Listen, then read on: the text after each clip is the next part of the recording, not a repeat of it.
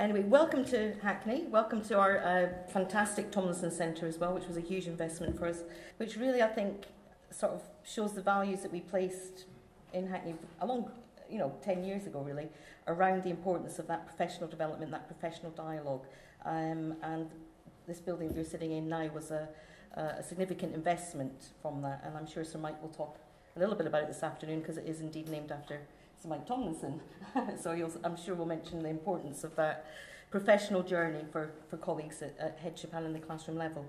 What I want to do in the 35 minutes I've got, and to leave enough time for questions and answers, is really just I'm going to try and weave two things together, so I'll see if it works, and I'm sure you'll tell me if it doesn't. I want to share with you our experiences of school improvement, the journeys of school improvement, what we've learnt over the last 10 years, but I also want to weave that in with what we know from international and national research. So particularly looking at the published Mckinsey report about how the world's best systems keep improving. So what we've done here in Hackney is taken a lot of looked at that research and seen what we've learned from it and how we can map our own journey onto it and give ourselves a greater understanding about wherever you are in that journey as a school. We think there are key things that you need to do at each of those stages. They're not all universal. And it is really unpicking that sort of methodology of where you are and knowing where you are and thinking about the choices that you make for the next part of the journey. So I'm going to try and weave the research into really what we've learned through being very privileged and being allowed into schools to work as local authority officers. And it is a privilege because we've been able to share experiences and cross-fertilise that and help develop it a little bit more. So I feel I'm speaking from a very privileged position of being enabled to go into many people's schools. So how the world's most improved school systems keep getting better, and a little bit in there about Hackney's journey and what we've learned when we look at that research. So what's quite clear from the international research, from the Mckinsey stuff, is the strategy needs to change as the system improves. I think nobody would disagree with that. It's whether we have enough of the precision in each of the stages that we find ourselves in a system, and that's whether you are, a national system, a local authority system, or a school system. Where in there do you fit within that improvement journey, and an understanding of what it is will give you the best impact for your young people. And what Mckinsey's reports, the Mckinsey report says is that there's 4 parts to the journey, 4 parts to a system improving. So they classify it poor to fair, fair to good, good to great.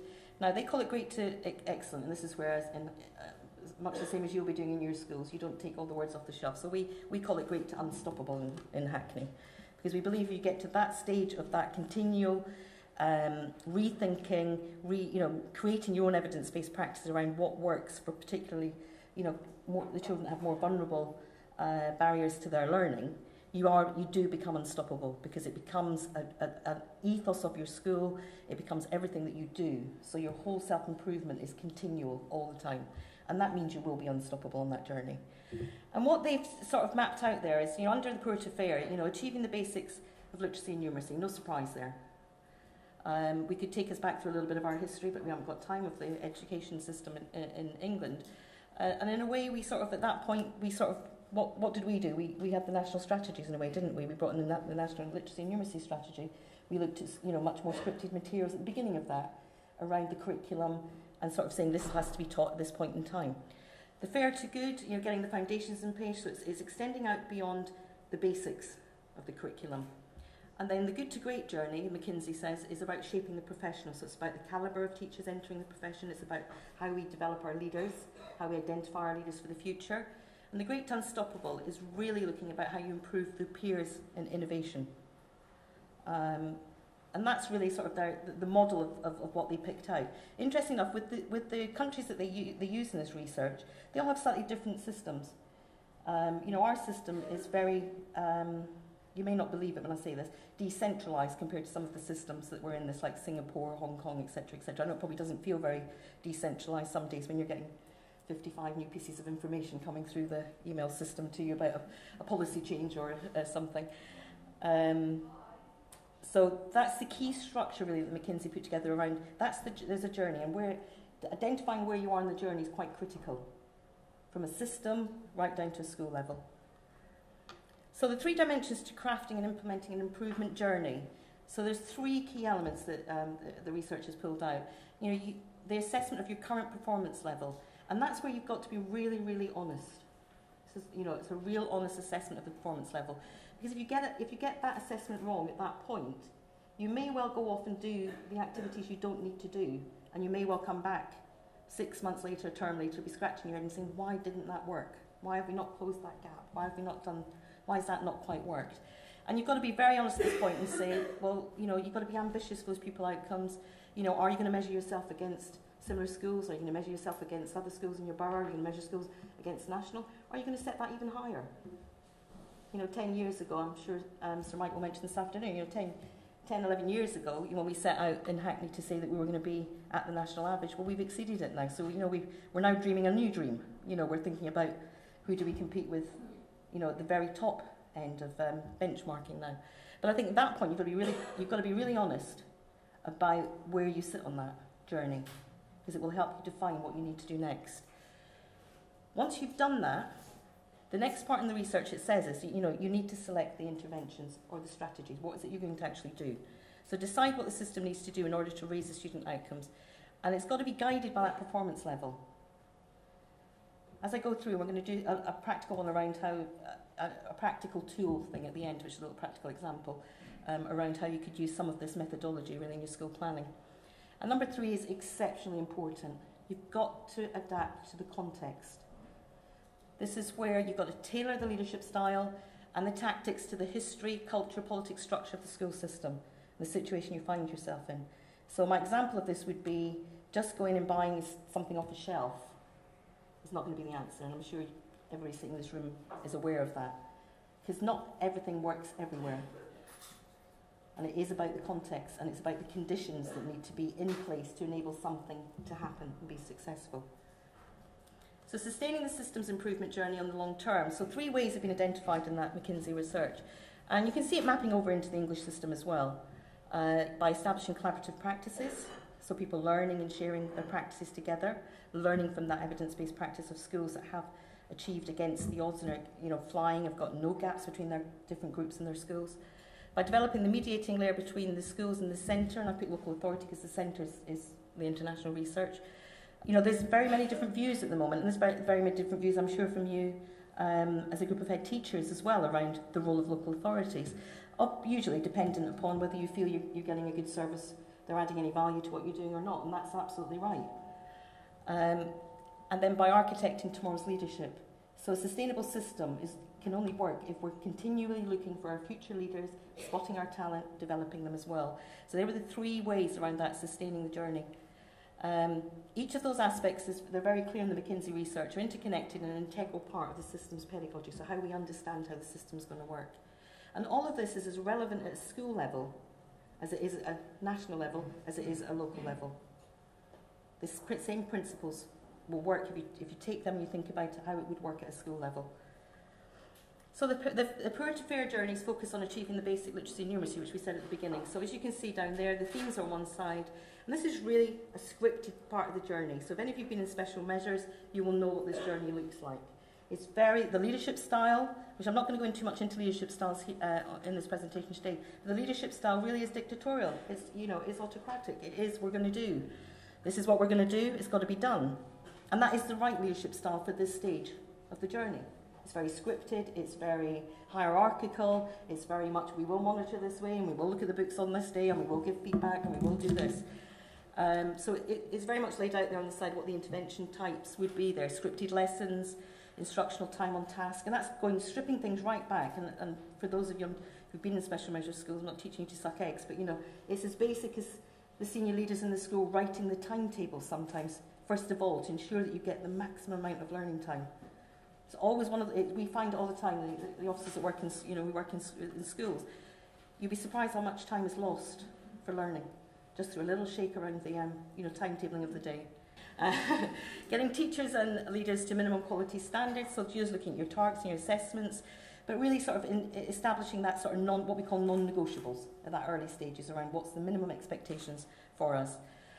Support for low-performing schools. And one of the key things is when you're on this part of the journey, getting people into seats, because sometimes, what we mean by that is sometimes the school will have suffered badly.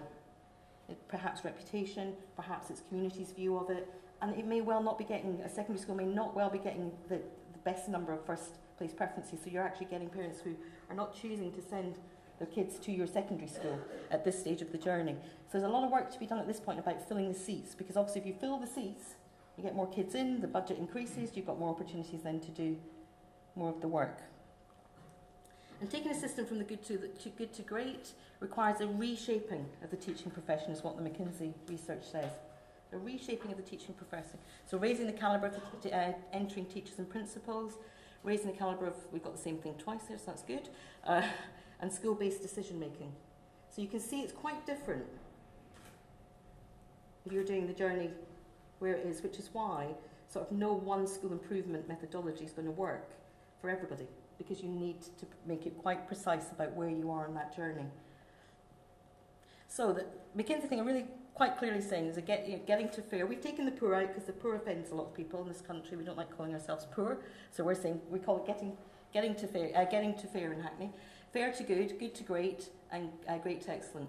And interesting at the top part there, the great to excellent or the great to the unstoppable journeys that emphasise learning through peers and innovation at that point. What we've seen a lot of over the years, not so much so now, that sometimes, I'll give you an example of what I mean by choosing perhaps the wrong intervention at the wrong point in the journey and wondering why it didn't work. So on the fair to good, sometimes what happens is schools think, right, okay, we're going to give a little bit of that tight ownership away that you started with on that getting to fair, and you think, right, okay, what we're going to do now is we're going to do peer coaching. Very admirable, a great thing to do, but not the right time on the journey from our experience. It's just our experience we're sharing with you. Because what happens is you haven't got a critical mass of good teachers yet. So sometimes what you do is reinforce a little bit of the average mediocrity of teaching. And really the sort of the peer starts to come a little bit further up that journey. And that should happen as leadership style changes. And it's less controlled by the top layer of the school, is what the research has said. So back to some research in the UK. 10 Strong Claims, the National College published this, about effective head teachers. So really thinking about what is it, the role of head teachers, principals in here. Interesting that this, when you look at the percentages here, I was quite surprised, because I actually thought that the teaching policies and practice, and this is my bias, I didn't admit at the beginning I'm an ex-primary head. My bias was I thought that the teaching policies and practices would have been higher on the primary side than they would have been on the secondary side. But actually the research that the National College said, the 10 strong claims about effective, this is how it comes out. So it's quite interesting, showing the percentage in that survey with highly effective head teachers around what their actions, what they spent most of their time doing. Where did they prioritise their time and their actions? So which is quite interesting. Encouraging use of data and research was top for both primary and secondary head teachers. But interesting enough, as we go through this, you'll see why I've done it. If you, at the bottom, promoting leadership in CPD was also an action that was further down on those preferences, that they said about the actions that they would spend their time doing. Which leadership impact has the greatest impact on learning? This is from Robinson in 2007, so it's 6 years old now. So if you look down there, you've got the effect size on it, and quite significantly there you can see 0.84, the promoting and participating in teacher learning and development. Quite significant if you compare it to the other effect sizes there. So back to the Mckinsey. This is from the schools, the world's most improving systems. Highest performing and keep improving. And this is what they say. So I've just pulled out a few themes there for you. So across the diverse system, schools have much in common. Principals saying that supporting the development of individual staff makes a contribution to the success. This is just a statement. Principals saying that supporting the development of individual staff makes a contribution. So you can see there in New Zealand, way out in front, 90% of the respondents there said that they said that supporting teachers, that individual staff makes a significant contribution. Then when you actually say that the high-performing group of principals working with teachers to support their development every day, so you slightly change the question, every day, the spelling mistake on there, nobody spotted it first at the top, it slightly changes. There's New Zealand right down the other end now. So where there was a statement around an intention, the New Zealand principals were very high on responding. Then when they were asked, is it every day that you're working on that teacher development, and that's part of the core bit. So we're now talking about the leadership of learning, really, and what that looks like on a daily basis. It changes quite significantly when you look at those different countries. What did they say in the Mckinsey research? most of the principals said that learning by doing and discussing with peers are the most helpful. Looking around the room, do you feel that yourselves? Doing and the actual doing part of it. And actually, you've got this broken down to the yellow. The yellow is learning from experience, from the experienced, and blue is learning through experience. So you can see the different ranges there, working as a deputy head. But look at the two at the bottom. Opportunities to take on responsibility and being identified as a potential leader come out very high. So it's quite interesting. You're thinking about how do you grow and look for that potential and what you're doing on a day-to-day basis when you're a principal or a senior leader in a school. That's what the responses come back and tell us from the international research in those high-performing countries. What I've tried to do on this one, I'm not sure if you can see this very well. Doesn't look very good from where I am. I've tried to map out, really taking the Mckinsey thinking and map it into, and I've just taken, in my head I have the journey of one school in Hackney. And what we found is that the journey and our expectations of where a school can get to on the school improvement journey is far better than we ever say to ourselves it can be. You know, we'll have the debate about, is it 5 years from a school becoming special measures to outstanding, is it 7 years for secondary, is it this and that? We've had those debates, haven't we, for 20 years in this country. Now, what we've been privileged to be part of and to work alongside is seeing schools in Hackney make rapid and significant improvement when we had a better understanding of what to do at each part of the journey. So there wasn't this sort of bottleneck of getting stuck around the almost good, but actually knowing how to get into the good, sustain it, and then take it on to the outstanding. So what I've mapped out there for you is a primary school in Hackney. In 2008 was in special measures, and 2011 was graded outstanding. Came out of special measures as a good school, and then went and had its inspection 2 years later. So you know what we have set ourselves as a challenge, and we challenge ourselves backwards and forwards with our head teachers, Ian's nodding, around the journey time. And can it be done? It's been done here many times over, that journey. So we're saying now, really, 3 to 4 years, you can go from being really in a pretty poor state to outstanding. But it is about choosing the right things on the right part of the journey and adapting. There's a question mark over, is the same leader the best leader? The leadership skills you've got here, can that leadership skill be adapted and changed to do the other end? Now, I think there are people that can do all of that journey, but not necessarily. Some people like just doing these special measure skills, don't they? They like to get them to the next bit and they want to say, right, give that to somebody else, I'm going to go back down and do one of those again. And others really like to stay in the outstanding schools and develop and keep that sustainability and learning about outstanding. One of the key things that we learned very early on in our journey was, and we learned the hard way, in the early days, where we did too much, as a local authority, centrally. We sort of created a dependency culture, and we did a lot, and we did a lot, and we did a lot, and then we realised that we hadn't left any sustainability in the schools that we were working with, so it made us rethink. And actually some of the research now has helped us really highlight that again about the activities and the giving over, and the leadership of local authority supporting a school quite intensively at the beginning of a journey if they're in special measures, and what we need to do as well, similarly mapped to hold ourselves to account about what actions do we do and stop doing as the school's making its own improvement journey. So we've done a lot of work, and we've reshaped a lot of toolkits and some materials for our schools around capacity to improve, because that's the critical factor around sustaining any improvement, is the capacity to improve. And we really looked at the culture within a school, how the school, how a school creates its evidence, how it marshals its own evidence, and that's your evidence, your story. So that real strong story about what you're going to say about your school and the evidence to support your story, and a real drive for that improvement.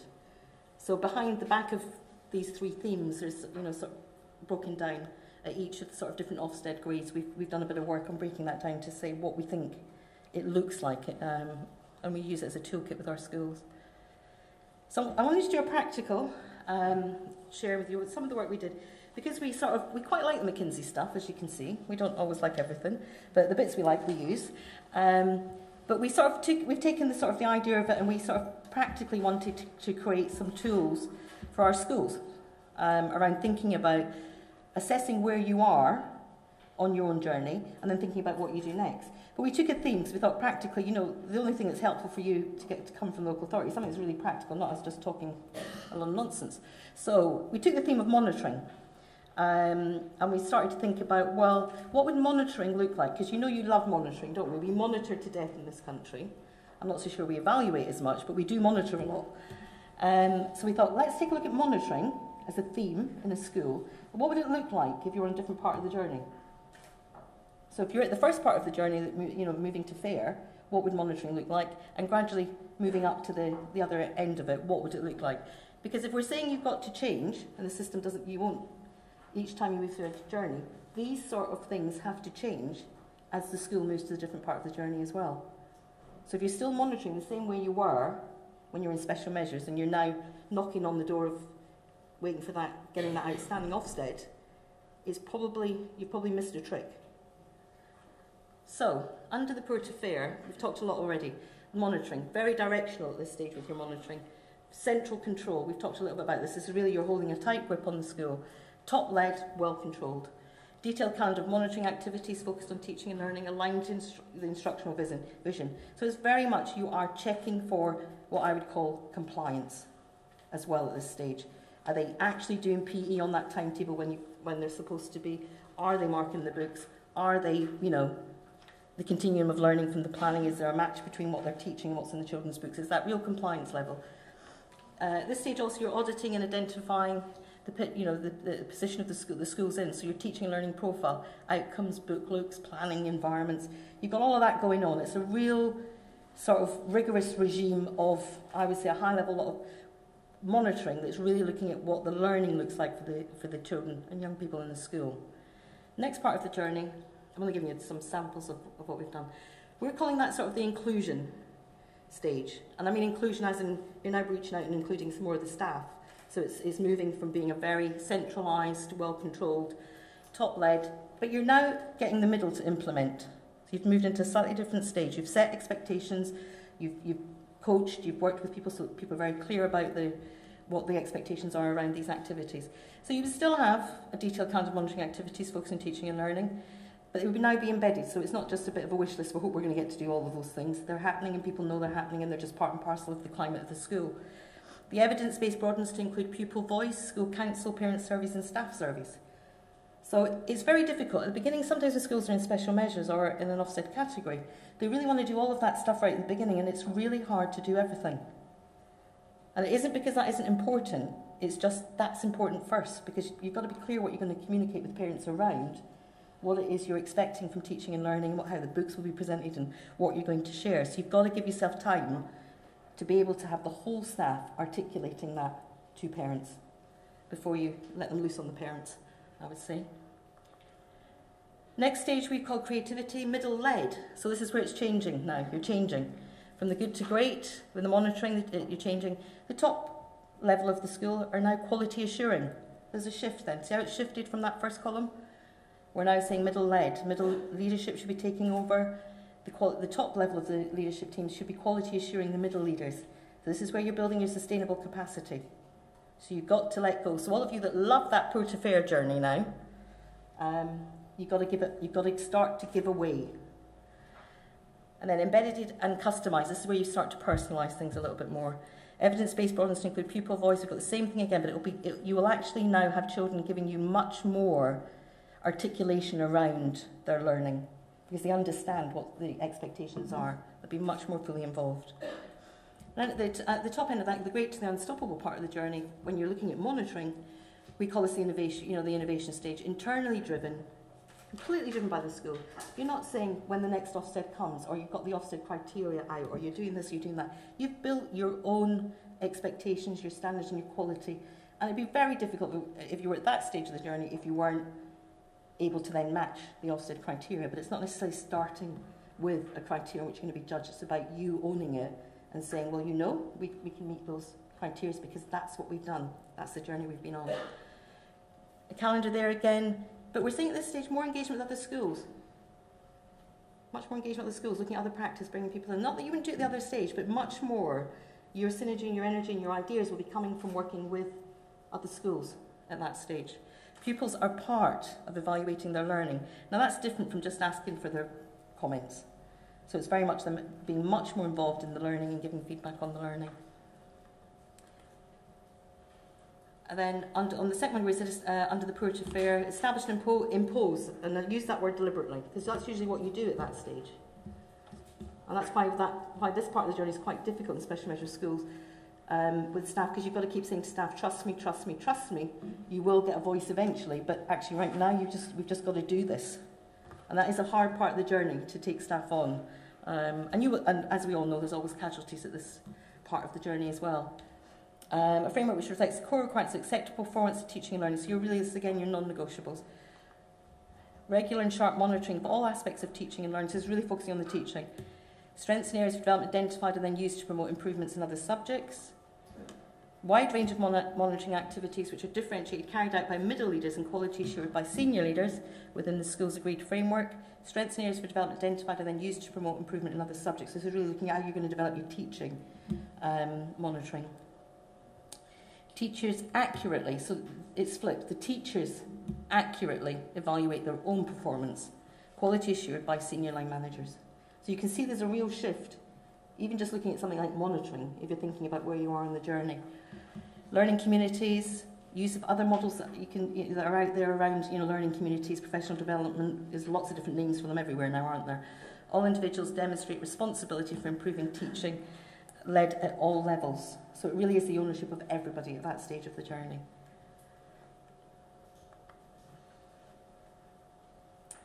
And then there's quite significant things that go on. So the poor to fair, the intervention-led recovery-based teaching is the first stage of it. That's what you're doing. You're doing a lot of intervention. It's what we see in schools that are at that stage of their journey. Because what you're trying to do is make up for some poor practice in the past that children have experienced. But if you're going to make this journey, it's got to very quickly move to the fact that most children are making progress with quality first teaching. So a little question for you. How much intervention are you still doing in your schools? How much extra of those groups, how many extras? Is quality first teaching doing what you need it to do? Now, some children will always need some additionality, but it's the balance. It's the balance of what you've got going on.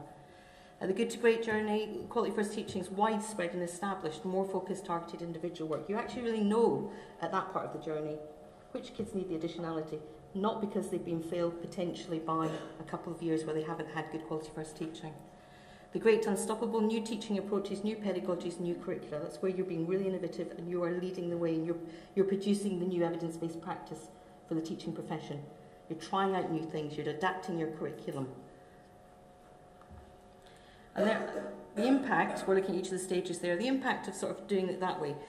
So with the poor to fair, there is compliance and practice across the school and from this consistency is growing. But it really is about compliance at this point and getting consistency. Standards rise at the next part of the journey, fair to good. Those of you who've been in special measure schools, you're often coming out of special measure schools, you've seen a rapid improvement in your standards and your progress, but you've not quite got the standards. The journey's not quite done. Next part of that is standards rise, progress improves. More importantly, when you move to the next bit, the good to great, and that's why we've all got to be ambitious to be nothing less than good, and a lot more of us outstanding. The gaps start to narrow for groups of children when you get to that part of the journey. That's where it really starts to narrow. Progress rates improve, and personalised learning really becomes personalised learning for those young people that need something more than just the quality first teaching. And then at the next stage, the Great to Unstoppable, the gaps narrow, progress rates improve, personalised, and staff have ownership. That's the next part for staff. The staff have ownership of that. So I've just tried to give you a flavour of some of sort of the way we've taken some of the thinking from the research and sort of mapped it into a sort of methodology that schools can look at to think about where they are and what it should like. And then also sometimes to reassure you, particularly if you're down here and doing this journey, which most of you aren't, I know, to reassure yourselves that you're actually doing the right things, but it is a journey. You need to do some of that before you can get on to the next part of it. So what did the Mckinsey and Michael Barber had quite a big input into this, Michael Barber, say about the 6 key features of high-performing school systems? No surprises here. 1, set challenging standards and measure them. What they didn't advocate and what they didn't say was that they necessarily have to be published in league tables. That's always the debate we have in this country. But that setting of standards and measuring them, vitally important. Apprentice and develop teachers effectively, our biggest resource. Make entry into teaching highly selective. That's what those best systems, Singapore, Hong Kong, that's what they've done. attract, select and develop excellent school leaders, tackle failure decisively, and data-informed policy at every level. You could probably take that, map it directly into your school, at school level as well. So not just system level, again, local authority level, down to school level. So what's the impact been for us? I was trying not to indulge in Hackney's story too much. I was trying to weave it all together. But I've stood up here for a long time and you might be saying, well, what does she know? So what I want to do is just show you just a quick chart, I'm not going to dwell on it long, by using and thinking through some of these methodologies and really being much more precise about how we support schools, how schools work together, how we develop our leaders, how we work on teaching and learning. That's the improvement for us at primary. So this year will be 5% above the national average for the reading, writing and maths at level 4. Oh, I have to get my clicker right. For our 5 A's to C, including English and maths, you know, we're going to be 61, we'll be just above the national average, but, you know, that's been a good journey. If I had taken you back a bit further, and so Mike will probably mention it, it was, if we go back to the beginning of the journey, it was in the 30s, even lower at one point, actually. So a great journey. So, you know, thinking, originally we're thinking, people thought we were mad, didn't they, Sir Mike, when we said we're going to be at national average, and we're now above it, so that's great news. And what we deliberately did, I think, we didn't quite know. It's easy with hindsight, isn't it? Because you can reflect and share the story. I know I was very committed, particularly when I was just working with the primaries initially, that it had to be about the improvement of the pupil outcomes. And it wasn't about playing an Ofsted game. And it's quite interesting, when we took some challenge at primary 2008-9, when we were feeling we were a bit stuck and we thought, are we doing the wrong things or are we not? Is it just going to take longer than, are we on the right track, but is it going to take longer? And is it going to be more sustainable when we get there, which is what we think we have done. We took some challenge from some other local authorities, and what was quite clear was that they were very good at securing Ofsteds. But you know, their pupil outcomes weren't that great. And the table has turned. So, you know, we have neighbouring boroughs where there are schools going into Ofsted categories now because their pupil outcomes under this new framework, rightly so, focus on the outcomes for pupils, are not good enough. And so that sort of desire just to play the Ofsted game, as I call it, close your ears to Mike, being an ex-chief inspector of schools, you know, it's not what's going to give you a sustainable journey, and it's not going to necessarily get the best outcomes for your pupils. So we were quite clear that we would continue to have a battering about not having as many good primary schools, but we knew if we improved the pupil outcomes, which is what we've done, we would get there eventually. So our percentage of good or better schools, as you can see now, is really significant. It's 92% across primary and secondary and special and PRUs. And that's 90% of pupils going to a good or better school, which we're really pleased about. And the 6 schools, those 6 little schools up there, and that 8%, 3 of them are waiting for Ofsteds as we speak, and we are, you know, we're very confident they will also get good inspections. So I think that balance between, you know, will I sort of create some evidence for this Ofsted, and will I sort of, we believe very strongly that actually improving it for the pupils, the Ofsted will follow. The Ofsted outcome will follow, and I think we always get ourselves tied up, I think, in these debates in this country about that. If you focus on that core business of leadership of learning, pupil outcomes, the Ofsteds will follow. The good grades will follow. The outstanding grades will follow, in our experience. Tricia, thank you. Thank you very much, Tricia.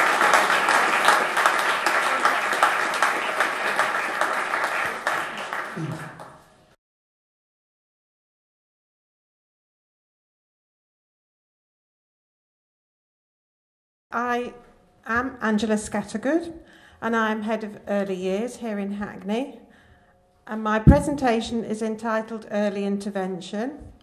And I'm sure that many of you are sitting there thinking that I'm going to talk to you about babies and toddlers. And I am a bit, to a certain extent. But I'm going to talk about what for us in Hackney are the key principles of successful early intervention. And I would say that the principles of early intervention are as relevant for young children, and we're calling them early successful intervention from 0 to 99. Because if you think about early intervention as the process of identifying risks and issues which may impact on achievement or health and well-being, those risks and issues can come to light at any point in somebody's life. Obviously, if you think about the term sure start, getting it right from the start, there is great emphasis on early intervention in early years because it is a time when children are most vulnerable. But if you think about children during transitions from early years settings to primary, from primary to secondary, often those issues and risks come to light at those times. They might come to light or come about because of change in circumstances for the child. Later on in life, they may come around when a woman gets pregnant. And then for elderly people, if you asked professionals who work with elderly people about early intervention, they would talk to you about decreasing mobility and declining health, and then for those issues and risks coming to light. And if you think about the concept of identifying them and intervening with a solution-focused service or activity, these principles that we've developed in Hackney, I think, are as relevant at any stage. So I'm going to take you back to when many of us were sitting in lecture halls across the country and we first saw this table, Maslow's hierarchy of needs. It was quite revolutionary in 1943, seems glaringly obvious to us now, but I think there's never any harm in revisiting this. So Abraham Maslow in 1943 identified that for successful psychological health and self-actualization, a series of innate needs needed to be met. And he put them in this hierarchical table. And as I say, it does seem glaringly obvious to us now that those needs at the bottom in purple, the physiological needs of hunger, thirst, and so forth, we all see what happens when children fail to thrive in those terms. Safety needs, more and more, now keeping children safe is at the heart of everything that we do. But it's those needs in the next two blocks that I'm going to think about today particularly, the needs of belonging and being loved, and the needs in relationships with other people, and those needs about esteem, self-esteem and confidence in order to achieve. We focus a lot on cognitive needs in schools, we're educationalists, but I think it never does any harm to remember that it's the bottom of the pyramid that we need to get right first. And then aesthetic needs, symmetry, order and beauty, something we think about less, I think, these days, but equally important, and that's a whole other discussion. But then the pyramid at the top of self-actualization and self-fulfillment and reaching one's full potential. And Maslow in the 1940s approached this from a very behaviourist point of view. But now, with the work of neuroscientists, and particularly the work in the last 10-15 years, we know now that actually the way that those needs, and particularly those needs in the bottom and the middle of the pyramid, the way that those needs are met and how successfully those needs are met actually have an impact on the wiring and the architecture of the brain. So, sit up, because I am going to give you a quick tour of neuroscience. I'm not a neuroscientist, but I'm going to attempt it. When we're born, we have 100 billion brain cells, or neurons. They're already there. We've got them all. Actually, we haven't got them all now. Half of them we've lost. But when we were born, we had them.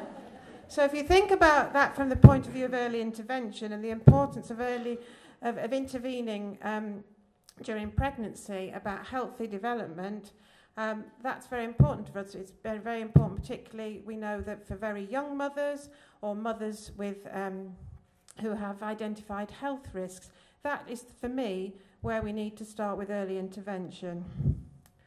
So during the first year, each of those 100 billion neurons form about 15,000 connections or synapses. And so by age 2, we had 1,000 trillion synapses, so 1,000 trillion of those connections in our brain, which, as I said, we've lost many of them. And then those synapses go through a process called myelination. The neurons are the grey matter in our brain, and the connections and the fatty tissue that wraps around those connections, that's the white matter. So we've got grey matter and white matter. And those connections, as they get stronger and stronger, the wrapping around them gets thicker and thicker. And that happens by a process of repetition. And that annoying habit that babies have of throwing things on the floor and you picking them up again, and throwing it on the floor again and you picking it up again, is part of that process of repeating and repeating the same activity, whether it's a cognitive activity or a physical activity, and the wrapping around those connections gets stronger and stronger and stronger.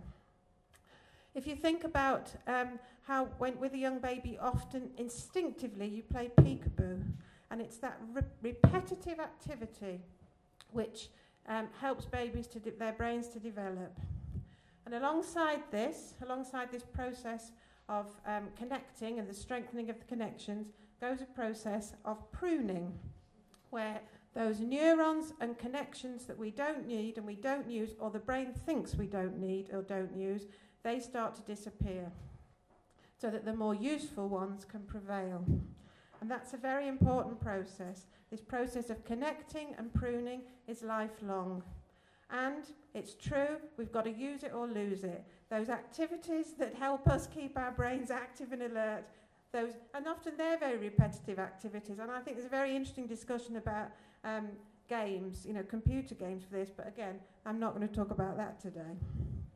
During the first 2 years of life, this connecting and pruning activity is frenetic and very intense, so that by the time a baby is 2, its brain is 4 times heavier than when it was born.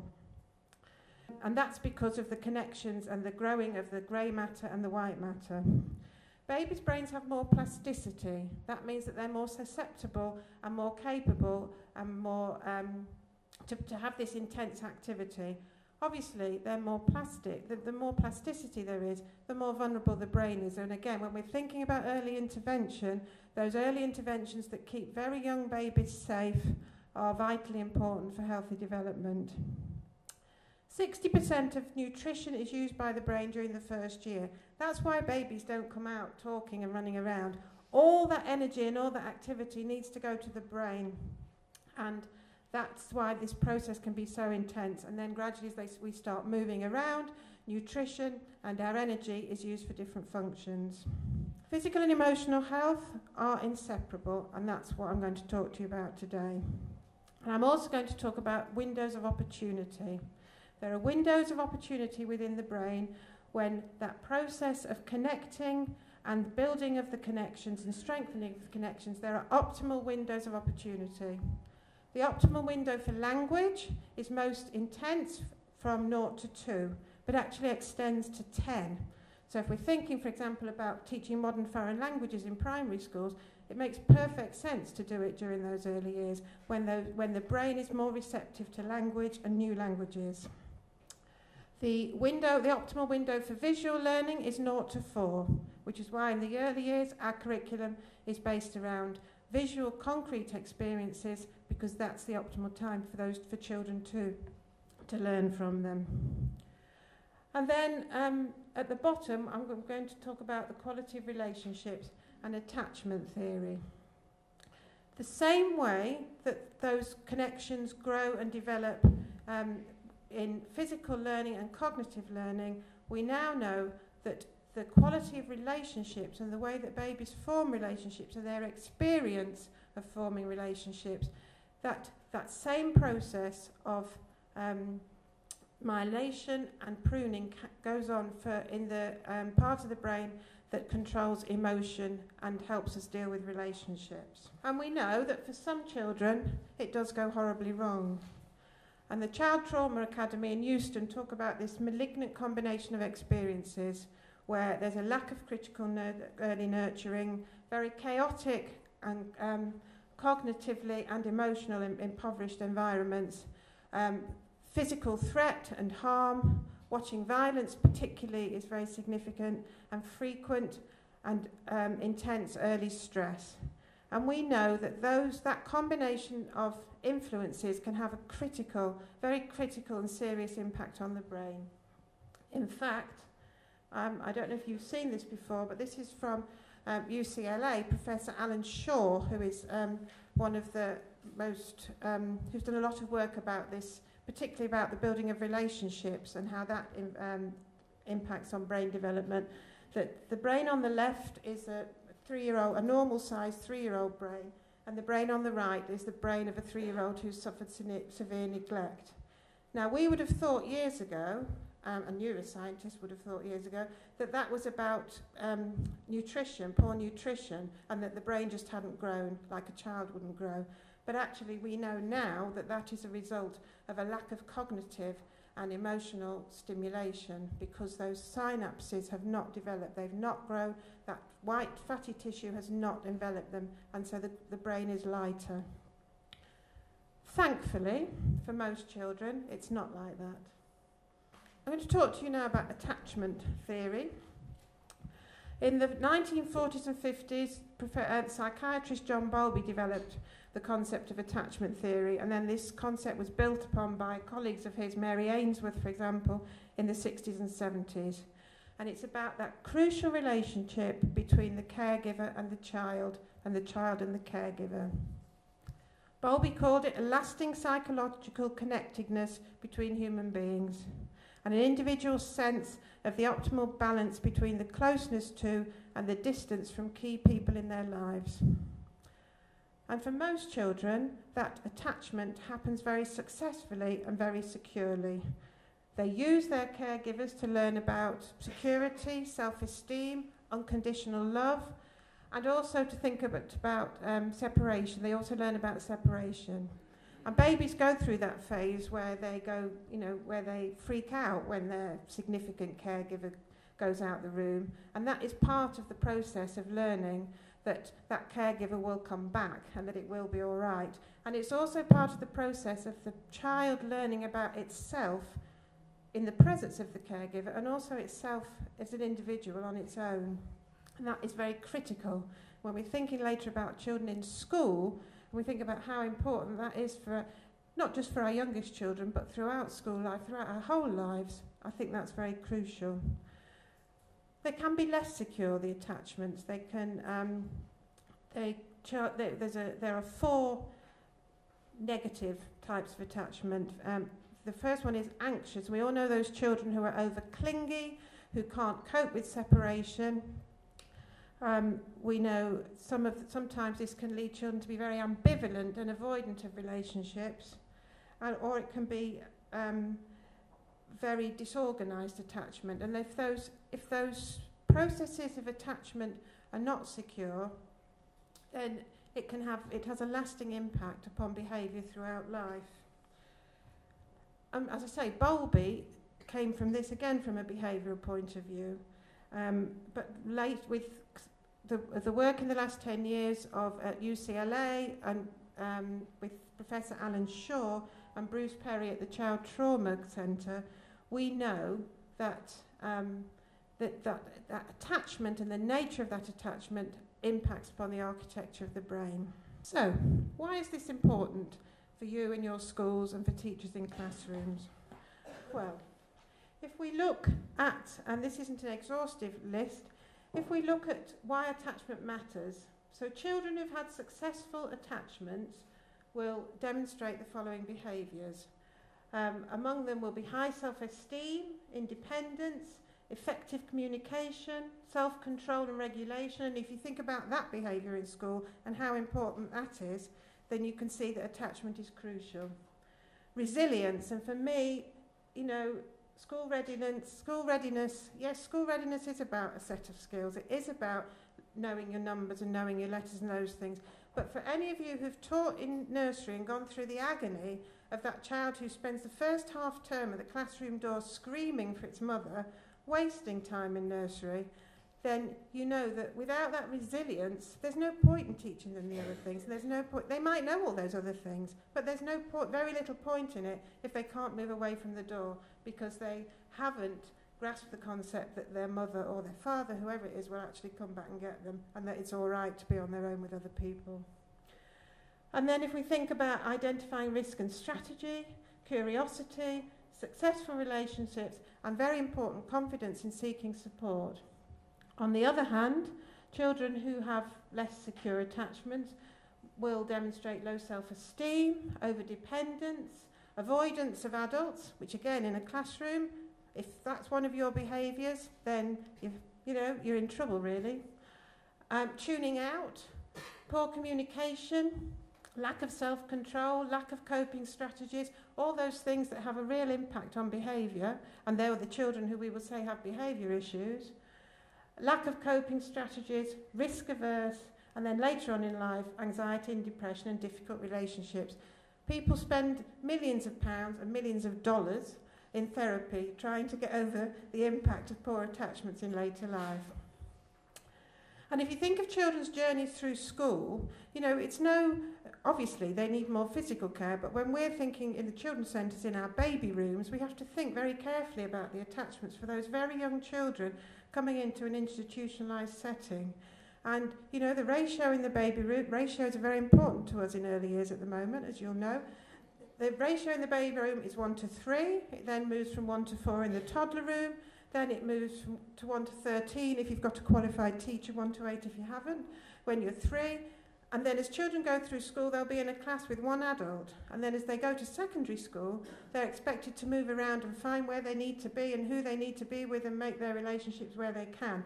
And if you think about as they go through life, the behaviours on the left become more and more important in terms of being resilient and coping with what they're expected to do.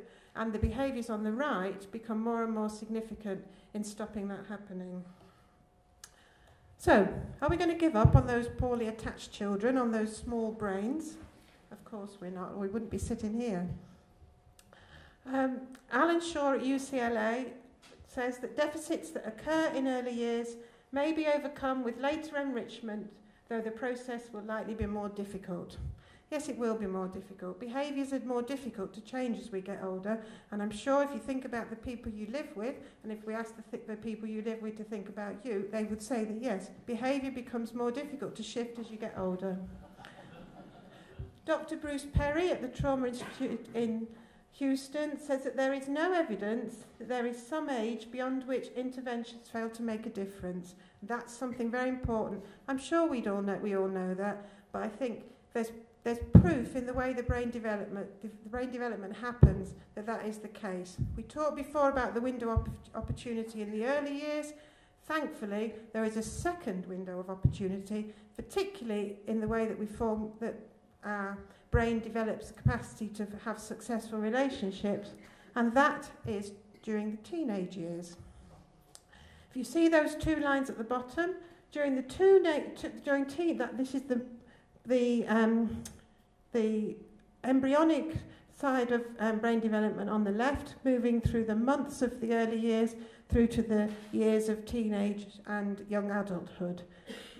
So those two lines at the bottom, during the teenage years there is this second period of overproduction of connections in the brain.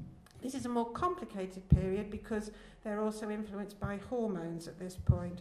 And also that most of the activity is in the frontal lobe of the brain, which is the part that deals with emotions and reactions to fear, stress, and all those situations, which is why teenagers are teenagers. But if we're thinking about when we intervene, this is another window of opportunity that we mustn't miss. And just as we talk about vulnerable babies, we talk about vulnerable teenagers because they are susceptible to influences, to external influences beyond the main caregivers. We have to be thankful that there is that second window of opportunity. So now I'm going to move on to the principles of early intervention. And these are the principles that we use in Hackney, and you have to put your teeth in firmly to be able to say them, but they are predict and prevent, find and fix, name them and claim them, and use it but prove it. So predict and prevent is about using the vast, and at the moment there are vast amounts of research and evidence about successful early intervention, and there's vast amounts of evidence about the critical influencing factors which may impact upon achievement, health and well-being. And it's about using that information to identify the groups of children, whether they be from cultural or ethnic groups, whether they be from social, economic groups, Identifying those groups of children who are at risk of underachievement.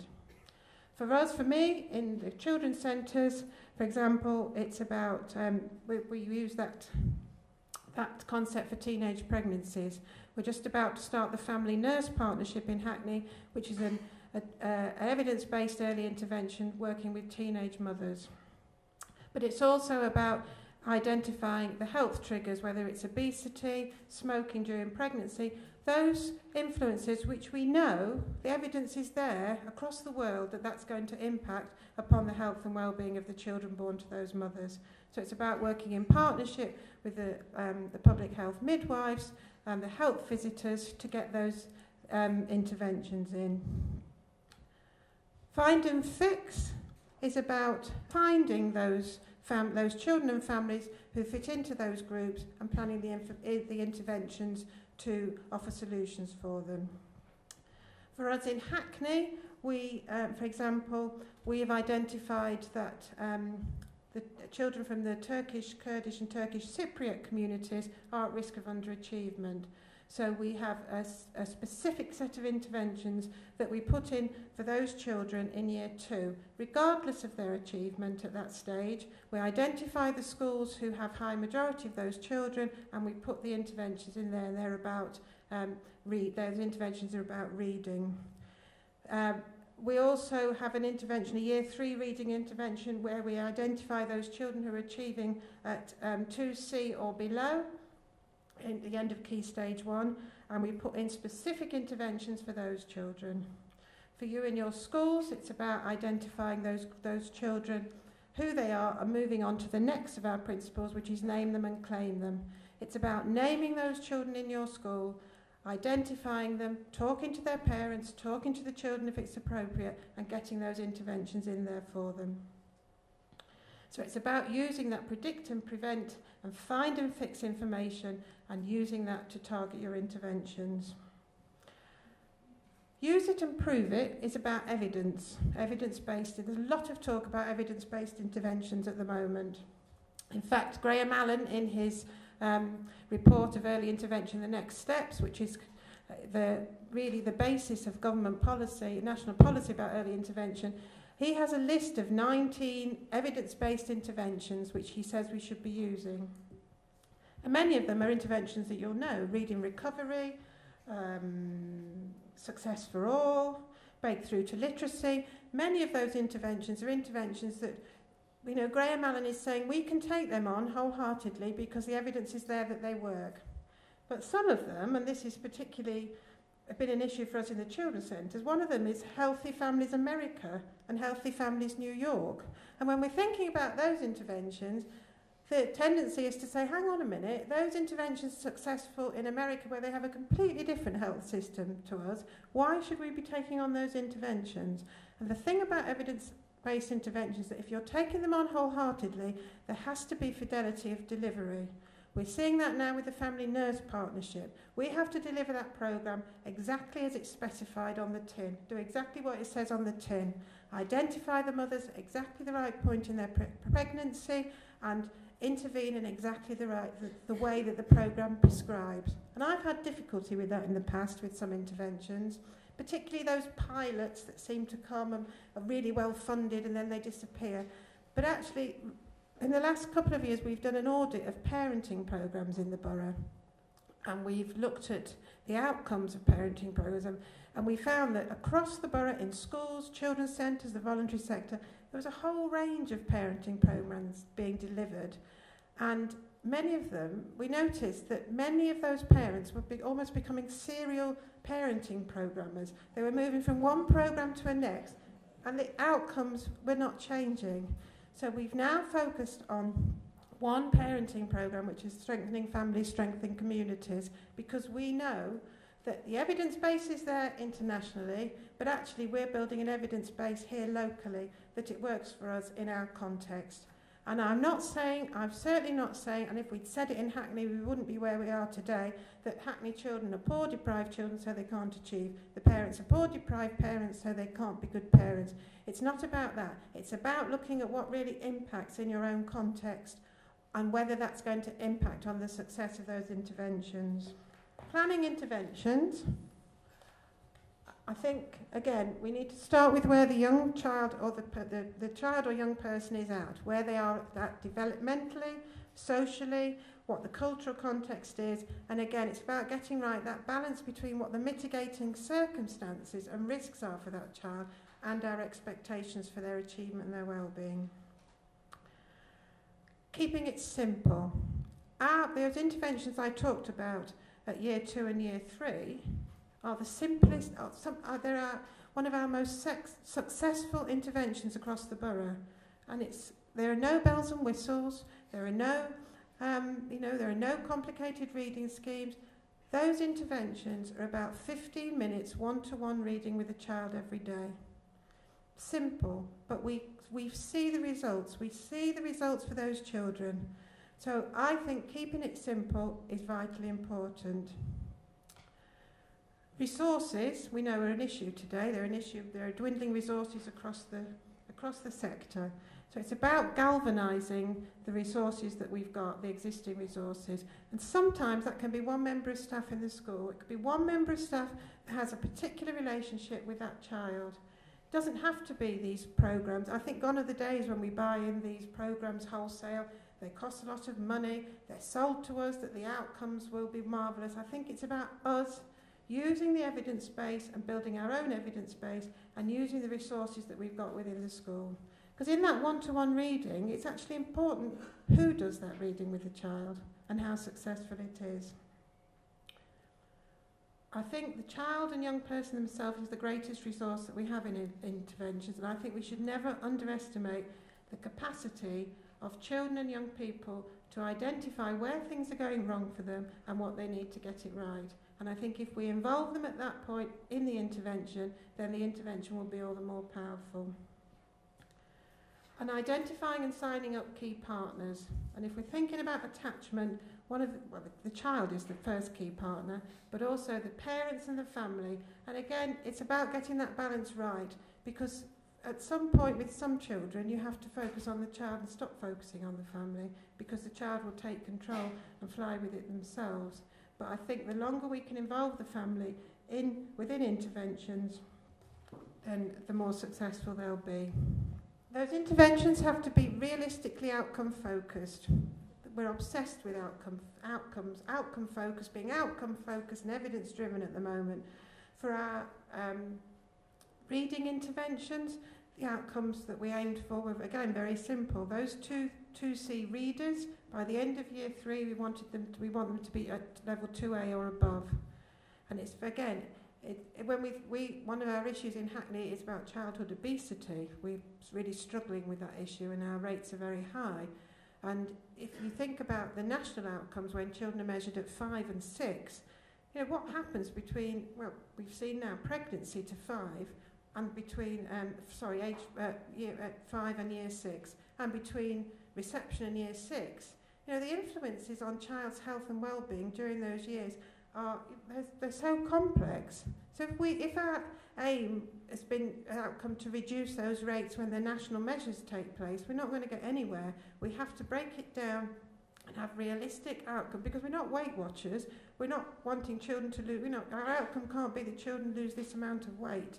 It has to be small, and I go back to SMART targets: specific, measurable, attainable, relevant, and time-based. Again, sometimes, and some of what I'm saying, you may well have realised, is from what we call in Hackney the Ministry of the Bleeding Obvious. But sometimes the obvious gets overlooked, and I think going back to SMART targets, they're old. That term is old-fashioned, but actually, if we hold on to that, our interventions will be more successful. Sustainable. And sustainable doesn't mean they have to go on forever, because they can't go on forever. We haven't got the resources for them to go on forever. Sustainable, and I think sustainable is linked to the last bullet point, is about having a clear exit strategy. And for me, for an intervention to be sustainable, it's how that child and his or her family is going to sustain them. And I think in your exit strategy with children and families, you need to think about how they're going to continue on with the work. And evidence-based. And we talked about evidence-based, but there is one thing that I've seen in a lot of our interventions that people forget to do in their evidence-based. They do a lot of focus on the outcomes and what's going to happen at the end, but they don't really evaluate children and families' starting points. And if we don't do that, then we're not going to have our own evidence base. And if we don't have our own evidence base for what we're doing, we're never going to do anything new. And that, often if it's empirical data, it's not about outcomes, it's about output. So we need to think about, in the Children's Centre at the moment, we've trained most of our practitioners in using goal-based, those sort of strength and difficulties questionnaires typed evaluation. And because they really help children and families to think about where they're starting and where they want to be in terms of an intervention. In terms of cost effectiveness, C4EO have a very useful tool of working out the unit cost of an intervention, and sometimes it can be a very salutary experience when you realise how much you're spending. But you can use it, for example, there was an intervention for maths in early years which was going to cost £30,000. Okay, it cost £30,000. Sounds like a lot of money. But actually we worked it out that there would be 2,000 children were involved in it for 68 days, and all of them improved their outcomes in numeracy and counting were improved. When we worked it out that it was actually 14 pence per day per child, then you see that intervention in a different light. But sometimes you do that exercise and you realise that it's gone wrong the other way. So I think that's a very useful tool for us to be using. I'm going to go back to attachment. I mean, I can't stand here and say to you, well, I might say it in another situation, but we can't say that all education underachievement is down to poor attachment. But if we think about attachment as building resilience and that those behaviours that were in the column on the left, I would say that if we look at every intervention with children and see how we can build attachment, how we can build relationships through it, and how we can support children to further develop those skills which they may have, because it's not the attachment and our own experiences of attachment, it's not an either or. We're not secure or insecure. It's a spectrum, and we're all at different points on that spectrum. I think if we think about building attachment into every intervention that we undertake, every intervention that we fund, and think about building children's resilience, then I think the interventions will be more successful and more powerful. And it's about identifying the risks for individual children and those mitigating positive circumstances. And if you think about schools, for many children, school may be the only, but it's certainly one of the few, sustainable, long-lasting, mitigating positive influences in their life. So those attachments within school, using the resources within school. I think, particularly with children with special needs, often when a child's special needs are identified, teachers are waiting for the experts to come in and solve the problem for them. But actually, the most positive influence for those children is the class that they're in every day. So I think we have to think about that in our interventions. I think that we have to be long-term in our approach to attachment, not episodic. I think there've been a lot of those, as we were talking before, about those pilots that have come in and, it's an initiative and we all sign up for it and it's all, it goes on and it's all fantastic and then it stops because the funding stops or it's not sustainable. Well, what's that like for children and families? And going back to what Dr. Bruce Perry says, it's never too late. Yes, we need to offer early, we need to intervene early, but it's never too late, and late is better than never. So I think if we're about building resilience, self-regulation, and I think if we build an attachment to our interventions, then the children and young people themselves will have a greater ability to evaluate what's happening for them and evaluate how they're going to take it forward. And also to identify the risks that may come along and those risks that they've talked about, they've known about, and how they're going to react to them. If we look at the economic case for intervening, and again, there's lots of evidence at the moment about how intervening in children and young people's emerging difficulties, if they're not spotted and addressed, coupled with promising evidence about the difference that evidence-based and our own evidence-based interventions and approaches can make. London School of Economics for the Prince's Trust has estimated that the cost to the economy of education underachievement is around £18 billion a year. And Graham Allen has that picture of the scales with the cost of early intervention on one hand and then the cost of increased numbers on benefits, increased crime and disorder, increased drug and alcohol use, broken relationships, poor health, poor mental health, and the scale goes further and further down. That, there's a lot of evidence about the cost to society of successful early intervention. But actually, the cost and the cost effectiveness and the impact for us hits us in the face every day, and it hits us here in the children and young people that we work with. And I think that if we go back to Maslow and his hierarchy of needs and getting that bottom of the pyramid, giving them a solid base in resilience, in self-control, in self-evaluation, in having better relationships, then we will see the cost effectiveness and the impact of our interventions. And that for me is attachment all the way.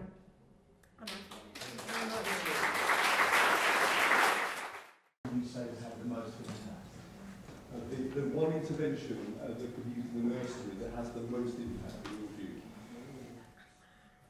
your view? That's a very good question. I think we haven't got the evidence for it yet, but I would think it's the work that we're doing about supporting home learning and the home learning environment. And if you look at that evidence from the EPI research, that it's about, yes, good quality nursery makes a difference, and the chronological time that children are in nursery makes a difference. But what actually makes a difference, it's the home learning environment. And the EPI identified a list of activities, and we're going beyond that. We're using the REAL project. We just started the REAL project.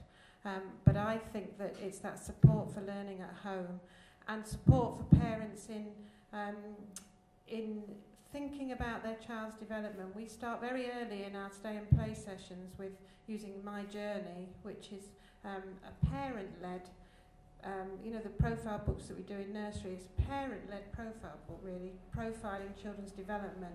And we're seeing, particularly when fathers are involved in that, but mothers, that's one of the things we're looking at, that is having a huge impact on school readiness in its broadest terms, I use it, and also I think we're going to see that as having the greatest impact on achievement. So sorry, it's not in schools, it's home, but I think it's about schools and settings supporting that.